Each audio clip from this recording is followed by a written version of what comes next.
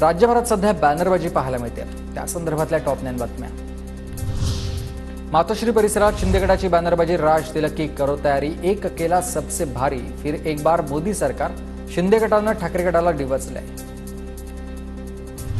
मुंबईतील सिद्धिविनायक मंदिराबाहेर शिंदे ठाकरे गटामध्ये banner war. Thackeray गटाच्या अनिल देसाईंच्या अभिनंदनाचे बॅनर, तर दुसरीकडे शिंदे गटाच्या सदा सरवणकरांच्या कामांचा लेखाजोखा।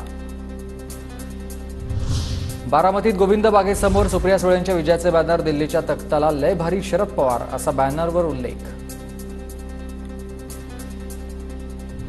कोल्हापुरात लागले शरद पवारांचे बॅनर। सजल्यावर कळतंय शरद पवारांनी मारलंय कुठं, बॅनरवर हा उल्लेख। बॅनरच्या माध्यमातून शिंदे गट आणि अजित पवार गटाला डिवचलं। कोल्हापुरात महायुतीच्या संजय मंडलिक यांच्या पराभवावरून हसन मुश्रीफ आणि समरजित घाडगे गटामध्ये पोस्टर वॉर। दोन्ही गटांकडून पराभवाचं खापर एकमेकांवर फोडण्याची स्पर्धा।